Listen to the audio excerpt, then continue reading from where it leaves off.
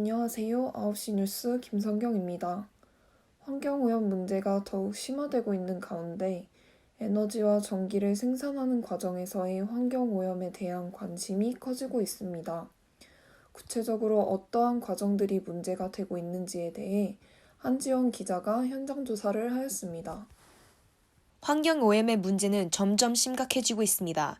하지만 매일 사용하고 있는 전기가 환경에 어떠한 피해를 끼치는지 많이 알려지지 않아 이러한 환경 문제는 극대화되고 있습니다.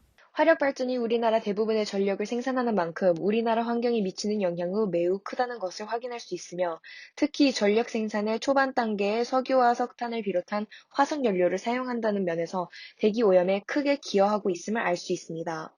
발전소마다 미세한 차이가 있을 수 있으나 전기는 공통적으로 발전기 터빈의 회전을 활용하여 에너지를 발생시키는 과정에서 만들어집니다.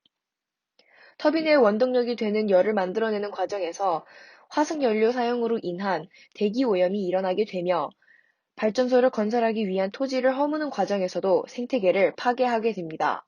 이뿐만이 아닙니다. 전력을 생산하는 과정에서 발전소 장비의 과열을 방지하는 냉각수를 배출하는 경우에는 수질 열 오염이 발생합니다. 이는 과열된 온수가 해수와 만나는 경우를 일컫는 용어이며, 수질열 오염은 해양 생태계를 파괴하고 특정한 경우에는 화학 반응까지 일으킵니다.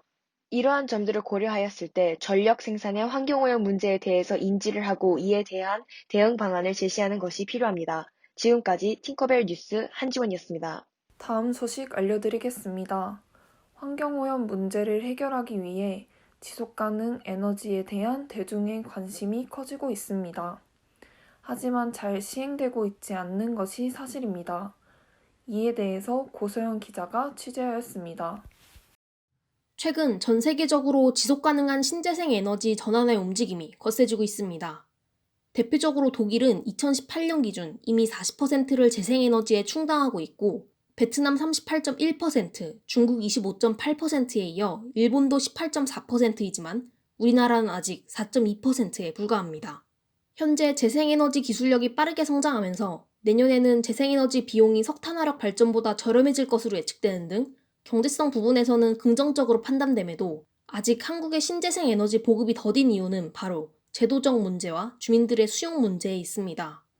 우선 현재 정부는 태양광 발전소를 적극 독려하고 있지만 이를 뒷받침해줄 인프라가 부족해 골머리를 앓고 있습니다. 발전 사업자가 태양광 발전소를 짓고 전기를 만들어 고객에게 팔기 위해서는 변전소를 포함한 한전의 송배전망을 통해야만 합니다. 그런데 이 한전의 송배전망 인프라가 부족해 기하급수적으로 늘어난 수요를 감당하지 못하고 개통이 잔뜩 밀려있는 상황인 것입니다.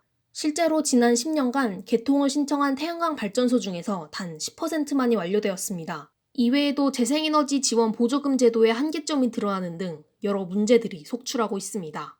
이러한 문제는 결국 한전이 전력거래소를 독점하고 있기 때문에 일어나는 현상입니다. 하지만 유럽의 경우 각 회사가 거래소를 소유함으로써 안정화에 성공하였습니다. 우리나라 역시 유럽의 사례를 참고해 국내 맞춤 정책을 펼칠 필요가 있습니다. 또 한편에서 에너지 발전소를 짓는 지역 주민들의 반대가 큰 장애물로 자리하고 있습니다. 주로 발전소에 대한 부정적인 이미지, 소음 및 저주파에 대한 불만이 큰 것으로 보입니다.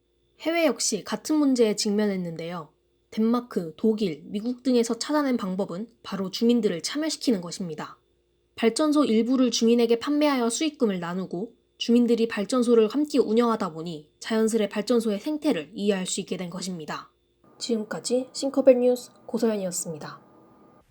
현재 인류는 지속가능한 세계로 나아가기 위해 에너지 전환은 선택이 아닌 필수가 되었습니다.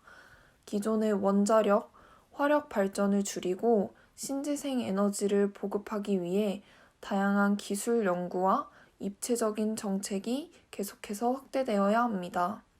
그리고 무엇보다 중요한 것은 당장 우리부터 전기가 우리에게까지 오는데 얼마나 많은 생태계가 짓밟히고 있는지 확실하게 인지하는 것입니다. 오늘의 지속가능한 에너지 뉴스를 마치겠습니다.